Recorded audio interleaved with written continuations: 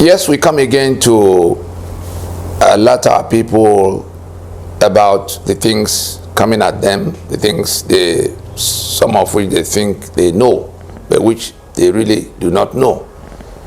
The campaigns are heating up.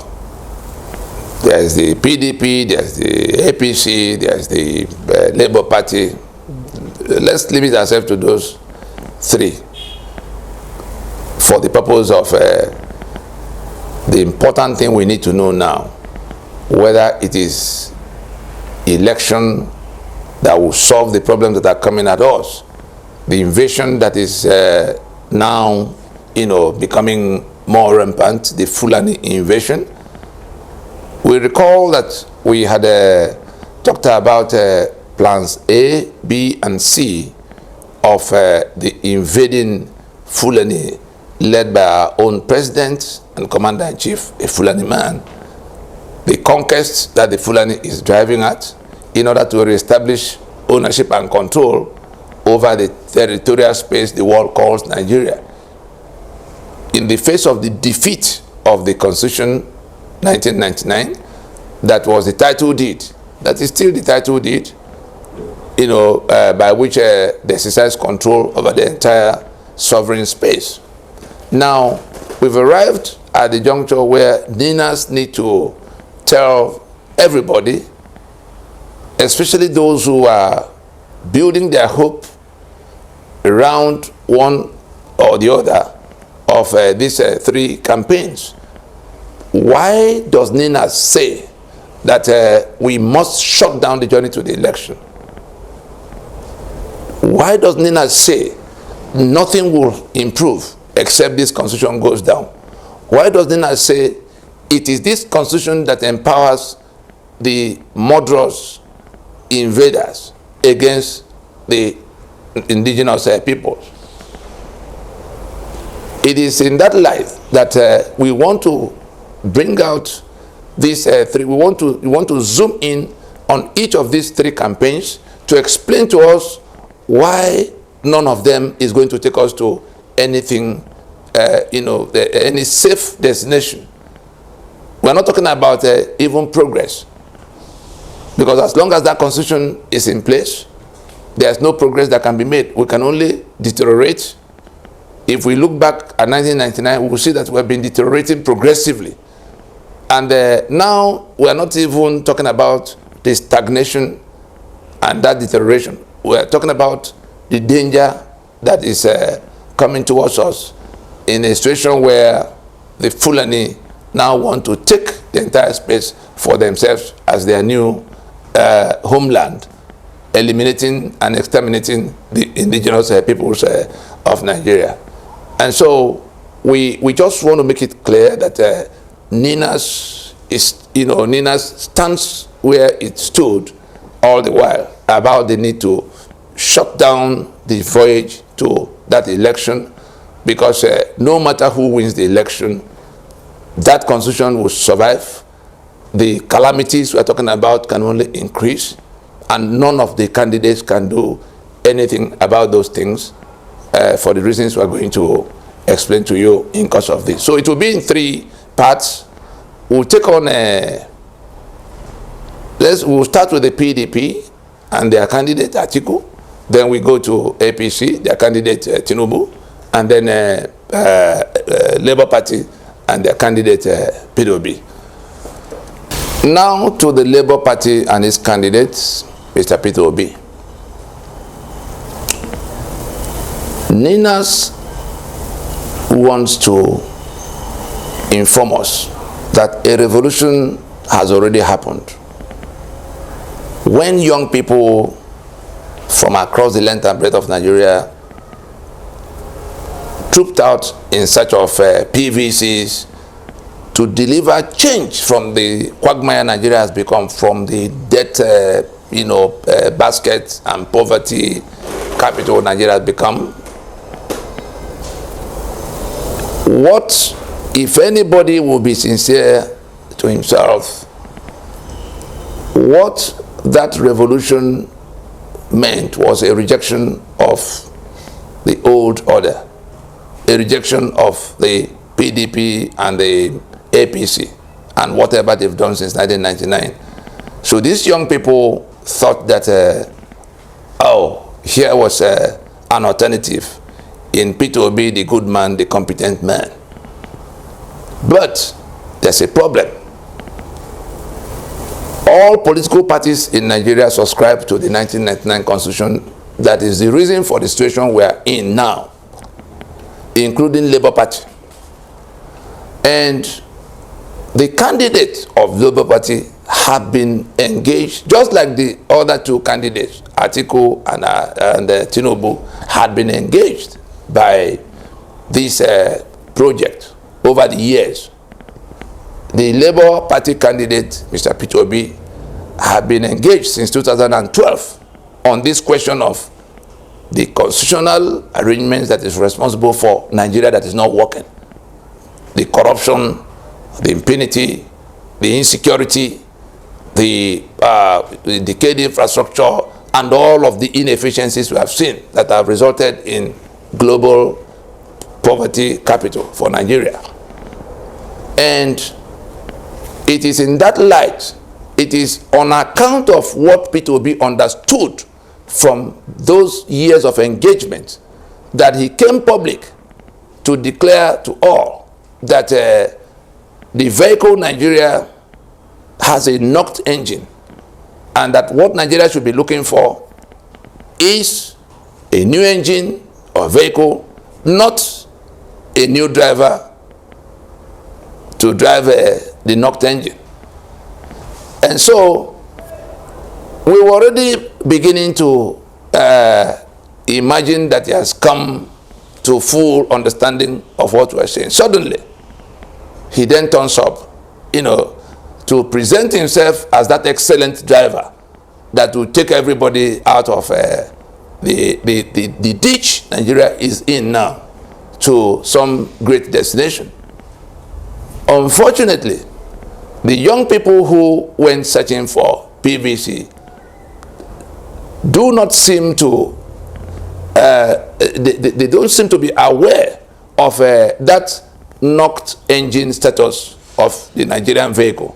And so they jumped into this this campaign for, which they tagged obedient, to get this great driver that will move the Nigerian vehicle to El Dorado, carrying them on board. We began to imagine, progressively, because the people that somebody who already said that this engine is knocked, Ninas is asking, has there been a replacement of that engine so that Peter Obi can be the better driver to take everybody to the great destination? There has been not any such.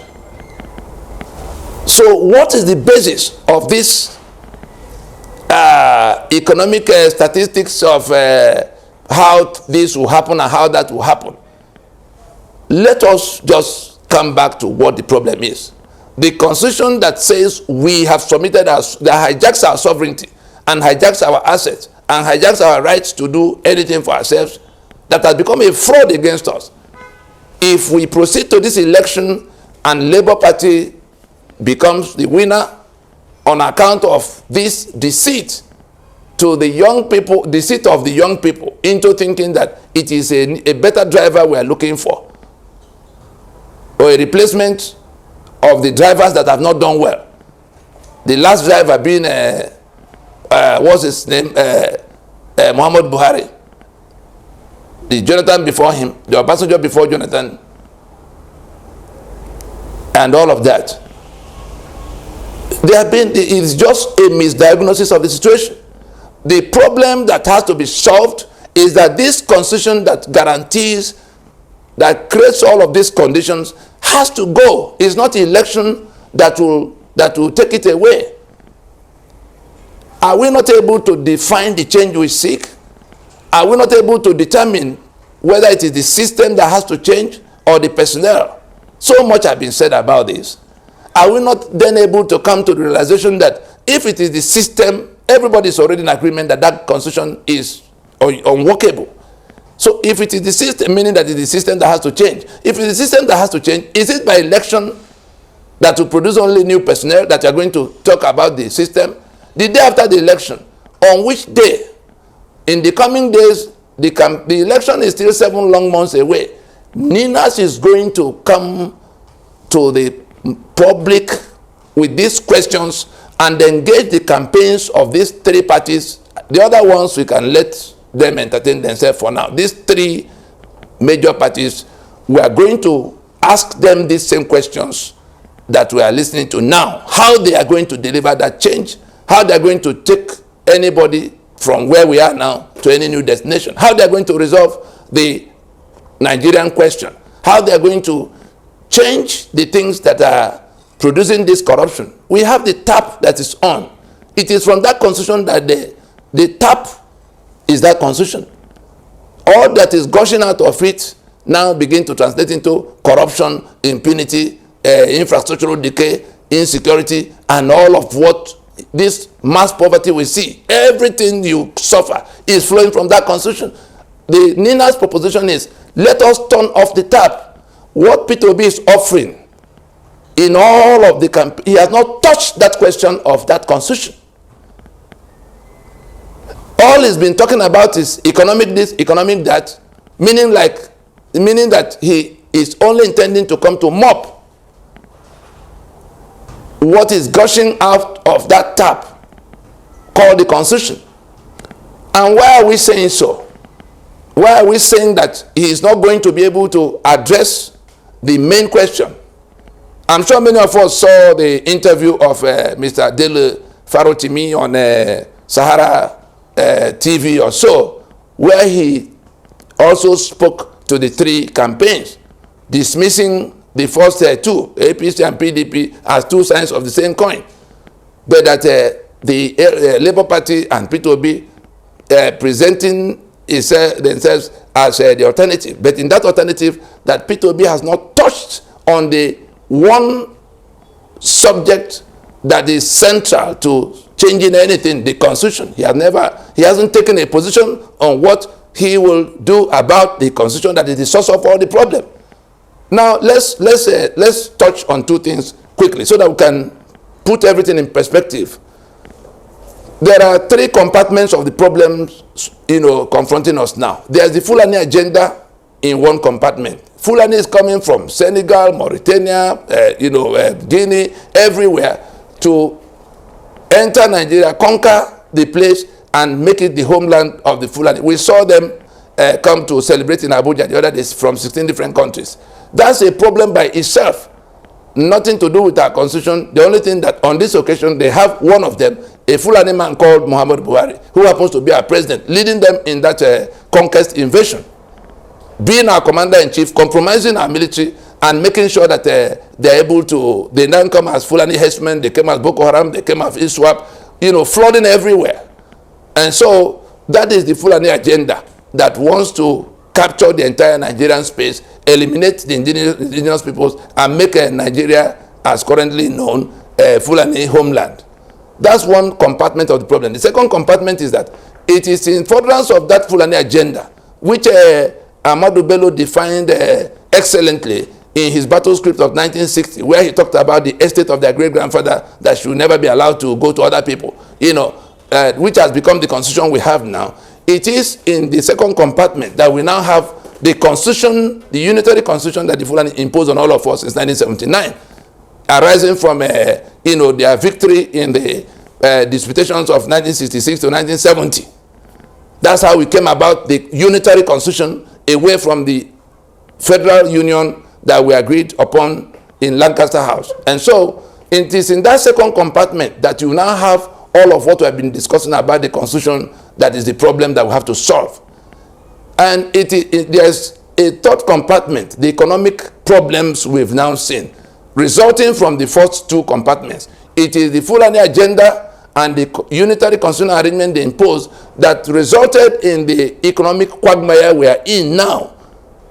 And so Peter will be coming to talk about how he will solve this and that, all revolving around the economy. He has left the tap on and telling us how he will mop, leaving the tap on. Even if we're in that mopping for 50 years or 100, things can only get worse. That is on one side. That is, the Fulani agenda is ongoing, including the conquest we see. We saw what's been going on in Abuja, including the attack in Kuje prison, including the attack on the Brigade of Guards in Buari, including the shooting in Ministers Hill. Yes, so that conquest agenda is going on.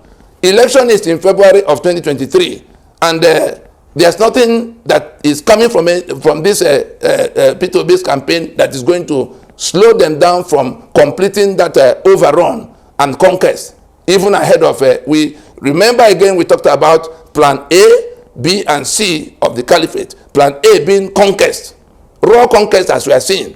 Plan B being to disrupt the security situation further and assume martial powers, or suspend the election on their own terms, suspend the constitution, and begin to do whatever they choose, like we saw in Afghanistan. And so where we are is that it is in that plan C, which takes off from February of 2023, that P2B is playing, and all the other campaigns. That's where they are playing. But particularly the one that has now attracted this massive followership of the young people who thought that what we needed was just a good man that will come, and a competent man that will come and drive a vehicle that has no engine. But to land it somewhere so that we can, our thesis, our charge is that if elections happen in 2023 under this constitution and P2B wins that election, he is not going to touch that constitution. Why do we say so? Look at the people who have been endorsing him and promoting him. Ibrahim Babangida, Olusegun Obasanjo, Aliyu Gusau, Hakim Baba Ahmed, Ango Abdullahi. These five men are the most adamantly opposed to anything that will touch that constitution. We remember that Ibrahim Babangida came out a few years ago when this debate of restructuring was building up, to say that the question of the constitutional arrangements is settled. Say these are settled issues. And that if anybody insists that those issues which have been settled in the battlefield of Biafra will have to be revisited, that is the constitutional arrangement. If anybody insists that we have to revisit it, that he will be prepared to wear his uniform and go back to the battlefield. He hasn't said anything, to depart from that position. That's his position. This constitution must stay. If anybody wants it to change, we will go to war. That's Ibrahim Babangida. Olusegun Obasanjo, we have engaged him from the time he came in 1999. I attended this inauguration in 1999 on account of, because it was an overflow from Nadeco. At the time he was coming, we were thinking that we'll go straight to the question of resolving this constitution. I wasted 5 years on Olusegun Obasanjo trying to get him to solve this problem. He became the biggest opposition to touching that constitution. Rather, he wanted to build Nigeria on that constitution they imposed. And we go back to 1979, we remember that it was Obasanjo that presided over the imposition that came in 1979 that was now carried forward in 1999, when he was the one they took from prison to revive that 1979 constitution. And so Obasanjo had been central to how this constitution had been central to the coming of this constitution, to the sustenance of this constitution, and having engaged him very closely. In fact, when we called the Pronaco conference, he went on national TV to say we were committing treason, because we called a meeting of the owners of Nigeria to discuss the terms of our union that had gone, very bad. And so Obasanjo is one of those who cannot be counted on the side of those who want something to change in that constitution. If he is promoting P2B's candidacy, what has P2B covenanted with them? What has P2B covenanted with Babangida and Obasanjo for them to be marketing him? What has he covenanted with Hakim Baba Ahmed? There have been a number of times we had to mention him as one of those who is luring us on behalf of the caliphate to an election that will give life back to a constitution we have defeated. I don't want to talk about Ango Abdullahi and his reckless talks over the years of we are born to rule you. I don't want to talk about Guzo. Everybody knows that, where he stands. With Ibrahim Bangida at the head of the pack. And so, if these are the men promoting the candidature of Peter Obi, we allege that Peter Obi has covenanted with them privately as condition for that support that he will not touch that constitution if he won. If that is not the case, Peter Obi himself has to come to the public to tell us what it is, to tell us what he's going to do about that constitution, because everything he's saying about economic this, economic that, will not solve the problems we're talking about. The Union of Nigeria, defined by this 1999 constitution, is no longer a project. You have more than 3/4 of the country saying they are no longer interested in the Union. The Yoruba on the street, the eastern side is on the street talking Biafra. The other people are being killed in the middle belt. You don't want to address all of that. You are talking about economic. What is the meaning of economic? I don't even know how to call it. It sounds like the animal farm statistics we have been seeing. Peter Obi should also tell us what he went to do in Downing Street the day before he went to Labour Party, because we know the role of Britain. We also know, we have our own sources of knowing what was discussed in all these places, whether it's in Downing Street or in Mina or in Otta. So we are saying with certainty that if Peter Obi wins on behalf of Labour Party in 2023, the 1999 constitution is intact. He has covenanted with those who are promoting his candidacy that he will not touch it. The young people who are looking for change and who think it is by going with Peter Obi that they will get that change, Ninas is telling you now that no such change will happen. We praise you for standing up and rejecting what you don't like. The time to sit down and talk about what we'll do with the revolution, because the revolution already happened. The only thing remaining now, what are we going to do with that revolution? Can't we pull together all that force and direct it at the base of the problem that is the constitution? This was the same thing we tried to tell those who did answers. Let those demand for the turning off of the tap. There's no other thing that will solve this problem. And with the situation is not even static. The situation is going to degenerate into where you will be overrun. And Afghanistan will happen to you because you are not listening.